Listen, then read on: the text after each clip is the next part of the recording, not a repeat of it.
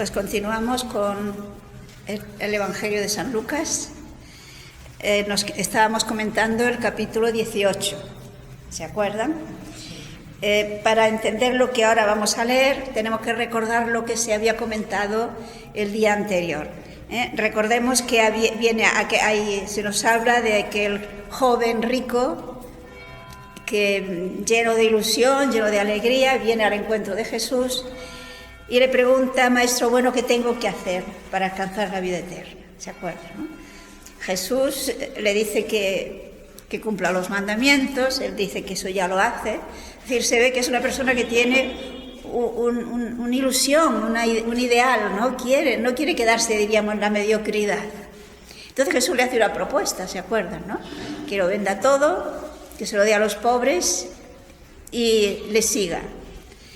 Y nos dice San Lucas que al oír esto se entristeció. San Marcos nos dice que se marchó triste. Y a continuación de este episodio, recordemos que Jesús habla de lo difícil que es entrar en el reino de los cielos los que tienen riquezas. Y que eso para los hombres es imposible. Cuando le dice entonces quién se puede salvar, ¿se acuerdan? Los apóstoles. Y Jesús le dirá: para los hombres es imposible, pero no para Dios. Para Dios todo es posible. Por lo tanto, nos presenta como que los bienes materiales son, en este caso, un obstáculo para poder vivir plenamente el ideal que Cristo les propone. Luego, para la salvación, son un obstáculo serio. Entonces, ante esta realidad, veamos lo que los apóstoles entonces preguntan, los versículos 28 al 30. Entonces Pedro dijo: He aquí nosotros hemos dejado nuestras posesiones y te hemos seguido. Y él les dijo: De cierto os digo que no hay nadie que haya dejado casa, o padres, o hermanos, o mujer, o hijos, por el reino de Dios, que no haya de recibir mucho más en este tiempo y en el siglo venidero la vida eterna. Fijemos que la pregunta de Pedro, diríamos que es un poco interesada, ¿no? Ellos, pues realmente lo han dejado todo. Es verdad que ninguno de ellos era muy rico. Sabemos de San Pedro, de Santiago, de Juan, de Mateo, ¿no? Pues que tenían su trabajo, que les permitía vivir holgadamente, digamos, pero no eran ricos. Y ciertamente han hecho un gran gesto de generosidad, lo han dejado todo. Y se han fiado de la providencia, porque sabemos que Jesús vivía de las limosnas que les daban. Entonces él dice: bueno, entonces nosotros que lo hemos dejado todo, ¿qué? Y fijémonos que la respuesta de Jesús no es lo que él, Pedro o Santiago les va a pasar por haber hecho aquello, sino que es una respuesta general para todos los que hagan algo así. Entonces Jesucristo, fijémonos que hace una afirmación categórica. Y dice que en verdad os digo, pensemos que esto es una manera de dar fuerza a lo que va a decir, una especie de juramento, digámoslo así. Que ninguno que haya dejado casa, mujer, etcétera, recibirá, o sea, dejará de recibir mucho más en este siglo y después la vida eterna. O sea, fijemos que la promesa es doble, una temporal, aquí, de esta vida, y otra que mira a la eternidad. Y nos dice que recibirá mucho más. Hay quien habla, hay otro de los apóstoles que dicen el 100, o sea, muchísimo más. Pero eso que van a recibir ya aquí, ¿se trata de bienes materiales? Ciertamente parece que no, porque si no sería un contrasentido. Si les pide que dejen los bienes materiales para seguirle, ¿cómo se les va a dar mucho más de lo que dejan? Por consiguiente, aquí de lo que se trata es de, a ver cómo lo explica, lo que en principio dice ofrecer los bienes materiales, que es seguridad, que es solución a los problemas, ¿no? Que es paz, cosa que ciertamente no da, pues eso ciertamente sí lo dará Dios, ya en esta vida. Y en la otra, la vida eterna. Es decir, fijemos que es muy bueno que veamos que Dios nos quiere felices. Dios nos ha hecho para que seamos felices. Y lo que Dios nos ofrece es la felicidad, pero la auténtica felicidad. Esa felicidad que no pueden dar los bienes materiales. Entonces, eso ya en esta vida. Pero además, en la otra vida, mucho más. Hay un texto de San Pablo que viene muy bien, que nos indica qué nos espera más allá. Fijémonos en la primera carta a los Corintios, capítulo 2, versículo 9. Para que vuestra fe no esté fundada en la sabiduría de los hombres, sino en el poder de Dios. O sea, fijémonos lo que afirma San Pablo, que ni ojo vio, ni oído oyó, ni a mente humana se le puede llegar a alcanzar y a comprender eso que Dios nos tiene preparado para los que le aman. O sea, es tal la felicidad que Dios nos promete que nosotros, por más que imaginemos, no lo podemos ni siquiera imaginar. ¿Por qué? Porque Dios es infinitamente generoso y Dios es infinitamente feliz. Y no olvidemos que lo que Dios promete es participar de su misma felicidad, de su misma plenitud. Aquello para lo que nos ha creado, porque todos queremos ser felices. Y eso lo promete, repito, para todos, en cualquier circunstancia, en cualquier época y lugar, que renuncien, pero fijémonos que se trata de renunciar por amor de Jesús y por amor del reino de los cielos. Aquí se trata de una vocación especial que exige una renuncia especial y que tiene una recompensa especial. Pero el texto que hemos leído de Corintios se refiere a todos los que aman a Dios. Por consiguiente, ahí entramos todos. Casados y solteros, religiosos o no religiosos. Todo el que ama a Dios, la recompensa que Dios le da es muy por encima de lo que nos podemos imaginar. Pero en el caso del que renuncie a los bienes materiales, pues Dios le da una promesa especial. O sea, a un amor de predilección por parte de nosotros, Dios corresponde igualmente con un amor de predilección. Hay una reciprocidad. Pero ciertamente en la eternidad no habrá envidias. Todos estaremos colmados más allá de lo que somos capaces de imaginar. Y también en esta vida, el que vive su fidelidad a Cristo en la vida matrimonial, ciertamente también tiene su recompensa correspondiente ya en esta vida. O sea, la fidelidad a Dios tiene sus frutos ya aquí, pero no en plenitud allá. Pero en este contexto se está refiriendo en concreto para aquellos que renuncian a sus bienes materiales o a formar una familia, etc. Porque supone una generosidad, se hace por amor a Dios. No se trata del que renuncia a formar una familia para vivir más cómodo. Hay que entender las cosas. Podemos continuar, versículos 31 al 34. Tomando Jesús a los 12 les dijo, He aquí subimos a Jerusalén, y se cumplirán todas las cosas escritas por los profetas acerca del Hijo del Hombre. Pues será entregado a los gentiles, y será escarnecido y afrentado y escupido. Y después que le hayan azotado le matarán, mas al tercer día resucitará.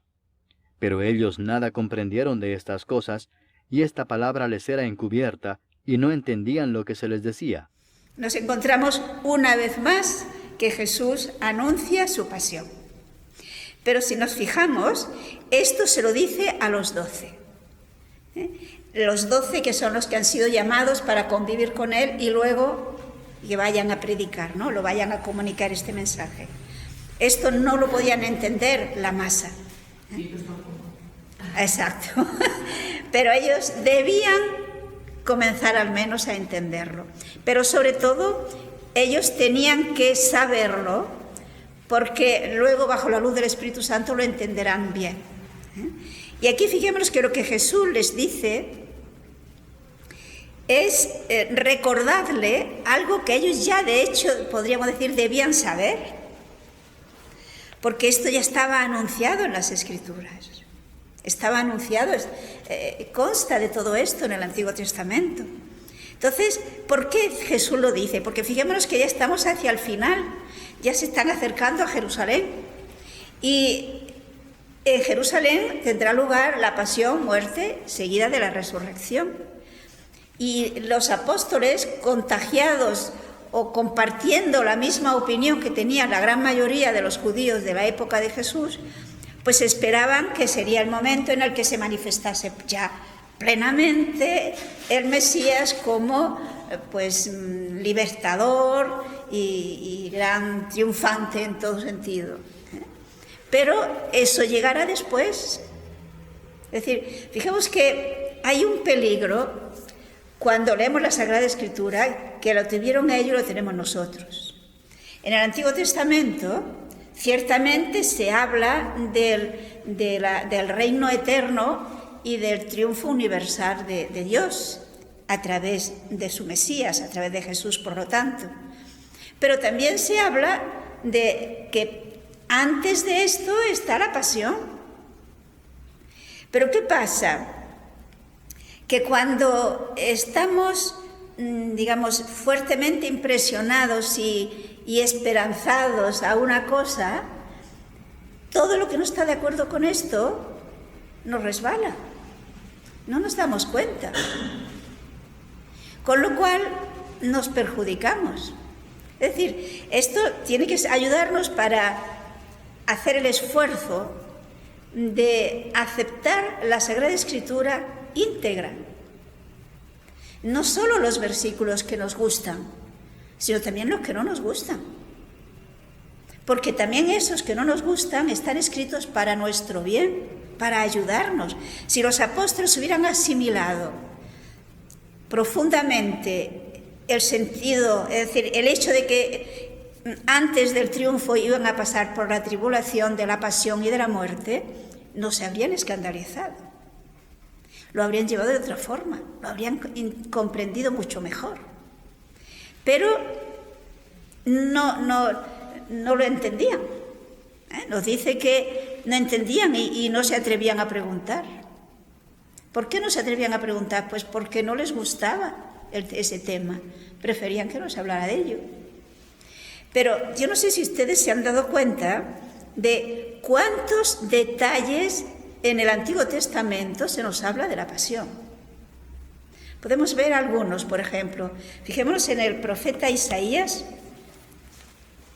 el capítulo 53. Isaías 53. Podemos leer los versículos del 1 al 12. ¿Quién ha creído a nuestro anuncio? ¿Y sobre quién se ha manifestado el brazo de Jehová?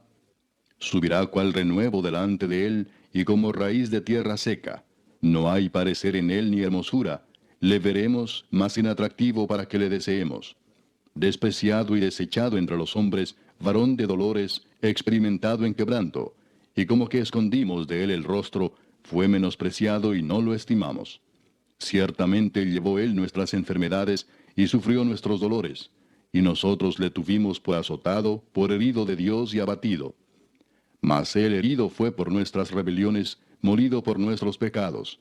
El castigo de nuestra paz fue sobre él, y por su llaga fuimos nosotros curados.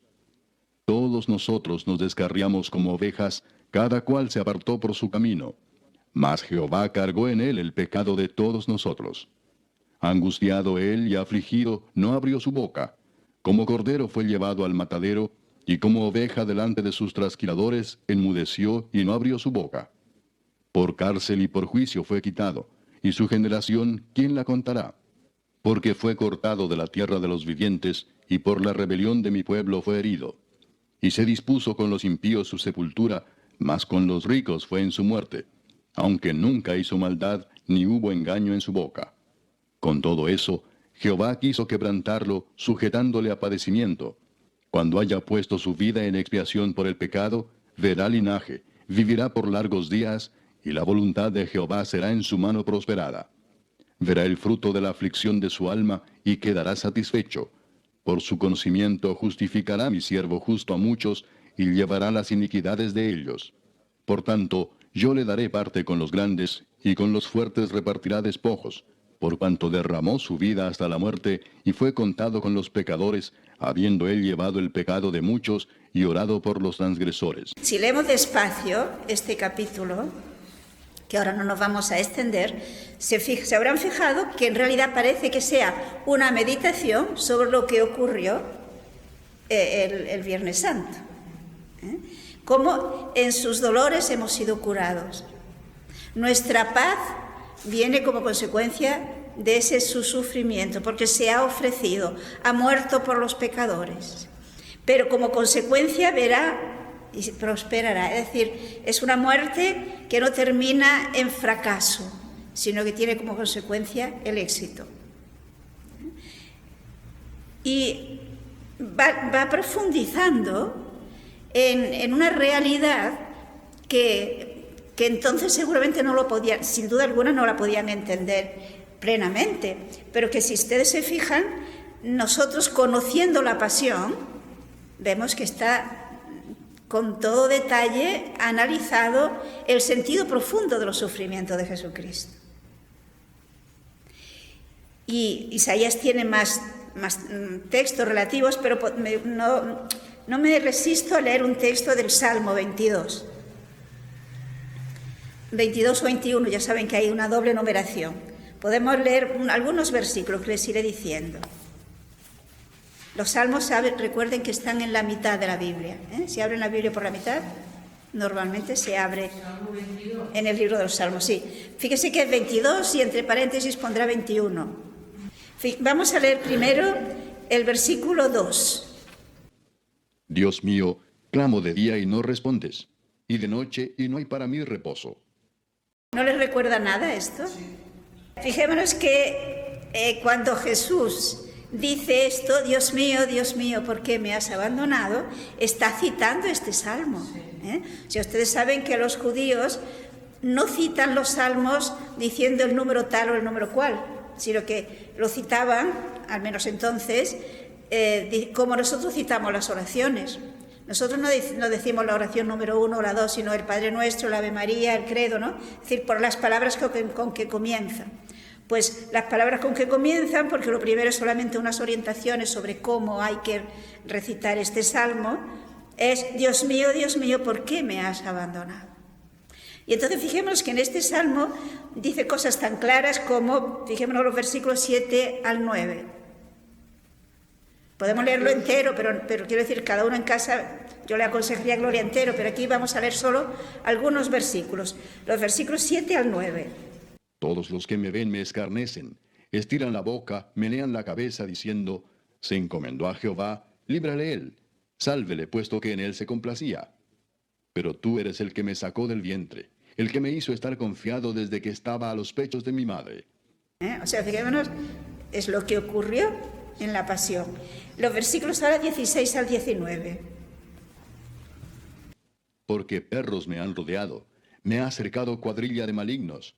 Horadaron mis manos y mis pies, contar puedo todos mis huesos. Entre tanto, ellos me miran y me observan. Repartieron entre sí mis vestidos, y sobre mi ropa echaron suertes. Mas tú, Jehová, no te alejes, fortaleza mía, apresúrate a socorrerme. Creo que no necesita ningún comentario, ¿no? Es decir, como vemos, está claramente anunciado con un montón de detalles todo lo relativo a la pasión de Cristo y también al triunfo como consecuencia de esta pasión. Luego, ¿por qué no lo entienden si ellos conocían estos salmos, conocían estos textos? ¿Se dan cuenta? Porque la idea que les interesaba en aquel momento era el triunfo de Cristo, el verse liberados de la situación que consideraban opresora de los romanos sobre el imperio romano, sobre Israel. Y por consiguiente, eso era lo que les interesaba. Los otros textos tan claros ni se enteraron. Pero repito, eso nos puede pasar a nosotros. Pero Jesús, sin embargo, se lo tiene que decir. Se lo tiene que decir porque es la manera de ayudarles a que el escándalo de la cruz no sea más grave de lo que fue. Porque claro, ellos no esperaban, de ninguna manera se lo podían imaginar, que Cristo iba a terminar de aquella forma. Por eso su desconcierto y su poca credibilidad ante la noticia de que Cristo había resucitado. Cuando llega María Magdalena y las otras mujeres, piensan que son ideas de visionarias. No las creyeron. Solo después, cuando llegue el Espíritu Santo, lo entenderán. Pero antes no. Pero repito que esto nosotros también hemos oído, sabemos que Jesucristo nos ha salvado con la cruz. Conocemos también textos como aquellos que dice Jesús: quien quiera seguirme, que se niegue a sí mismo, tome su cruz y me siga. Todo eso lo sabemos, ¿verdad? Pero cuando llegan los momentos personales de sufrimiento, ¿los tenemos en cuenta? ¿Nos acordamos? ¿O lo hemos olvidado? ¿Se dan cuenta cómo el problema no es de ellos, puede ser nuestro? Si no interiorizamos la realidad del mensaje del Evangelio. Cristo nos tiene prometido ciertamente la plenitud de la felicidad, la paz y el gozo ya aquí. San Pablo nos hablará de una de las características del cristiano, que es la alegría. Y eso es verdad. Pero eso no está reñido con el sufrimiento. Jesús no nos ha librado del sufrimiento. Diríamos que ha librado al sufrimiento mismo, porque el sufrimiento unido a Cristo tiene sentido. El sufrimiento unido a Cristo es redentor. Luego no nos aplasta, nos ayuda a crecer, nos ayuda a comprender mejor muchas cosas y nos ayuda a madurar.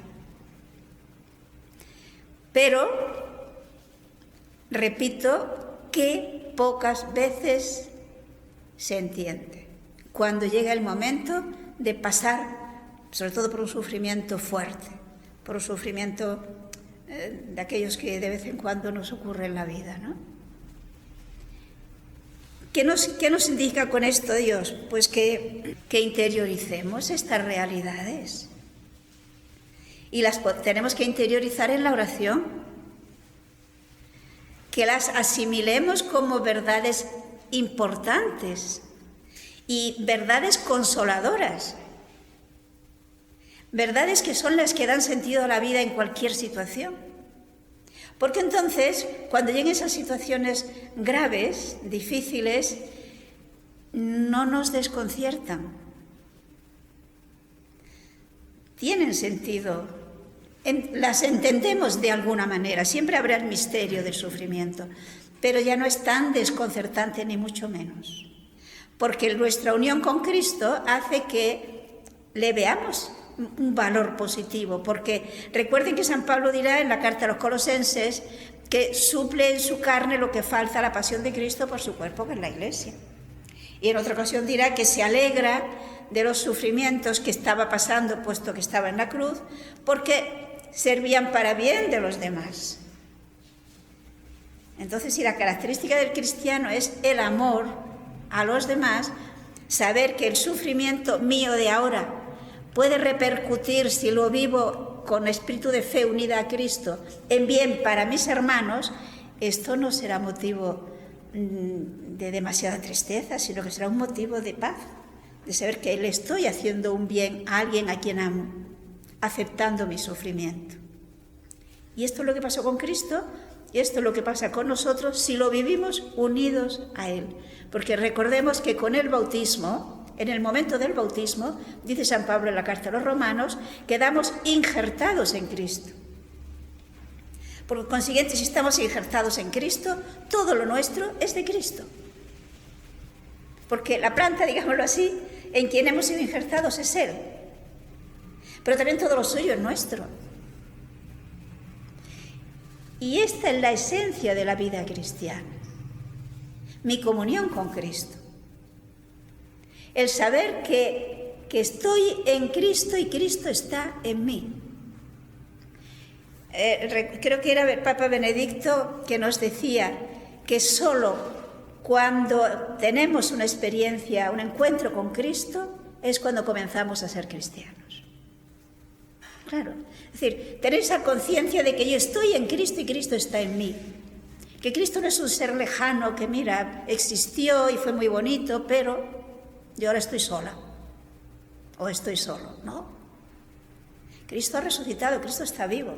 Y yo estoy injertada en Él. Y por lo tanto mi vida tiene sentido porque es vida de Él. ¿No? Cuando a una persona le injertan un órgano de otra persona, ese órgano ya vive de esa persona en la que ha sido injertada. Forma parte de su vida, ¿no? Pues si yo he sido injertada en Cristo, yo formo parte de la vida de Cristo. Mi sufrimiento forma parte del sufrimiento de Cristo. Tiene el sentido que tenía el sufrimiento de Cristo, que tuvo el sentimiento de Cristo. Esta es la grandeza del mensaje cristiano, de la vida cristiana. Esa íntima comunión con Cristo.